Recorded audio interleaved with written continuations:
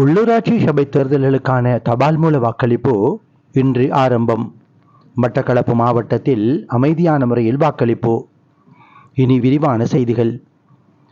எதிர்வரும் 6ஆம் தேதி நடைபெறவுள்ள உள்ளூராட்சி சபை தேர்தல்களுக்கான தபால் மூல வாக்களிப்பு இன்று காலை முதல் மட்டக்களப்பு மாவட்டத்தில் ஆரம்பமாகி சகல அரச நிறுவனங்களிலும் போலீஸ் நிலையங்களிலும் இடம்பெற்று வருகின்றன.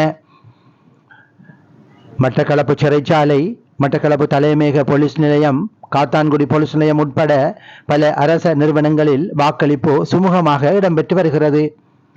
இம்மாவட்டத்தில் தபால் மூல வாக்களிப்புக்காக 11,554 பேர் தகுதி பெற்றுள்ளனர்.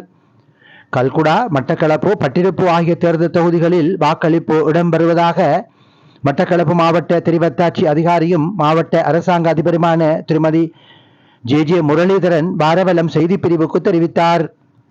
மட்டக்களப்பு மாவட்டத்தில் 12 உள்ளூராட்சி சபைகளிலிருந்து பட்டியல் வேட்பாளர்களுடன் சேர்த்து 274 பேர் தெரிவு செய்யப்பட உள்ளனர். இன்று காலை 7 மணி முதல் அனைத்து அரசு அலுவலகங்கள், போலீஸ் நிலையங்களில் தபால் மூல வாக்களிப்பு அமைதியாக இடம்பெற்று வருகின்றன.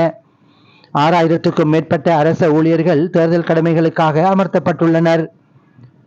மட்டக்களப்பு மாவட்டத்தில் 447 வாக்களிப்பு நிலையங்கள், கிடைக்கப்படுகின்ற வாக்குகள் 144 வட்டார தேர்தல் வாக்கு எண்ணும் நிலையங்களுக்கு கொண்டுவரப்பட்டு எண்ணும் பணிகள் முன்னெடுக்கப்பட உள்ளன. தபால் மூல வாக்கு எண்ணும் பணிகளுடன் இணைந்ததாக இறுதி தேர்தல் முடிவு வட்டார தேர்தல் எண்ணும் நிலையத்தில் இருந்து வெளியிடப்படும் என மட்டக்களப்பு மாவட்ட உதவி தேர்தல் ஆணையாளர் சட்டத்தரணி MBM சுபியான் தெரிவித்தார். இது பாரவலம் செய்திகள். பாரவலம் செய்திகளோடு நீங்கள் இதுவரை இணைந்து கொள்ளவில்லை என்றால் எமது சேனலை சப்ஸ்கிரைப் செய்யுங்கள்.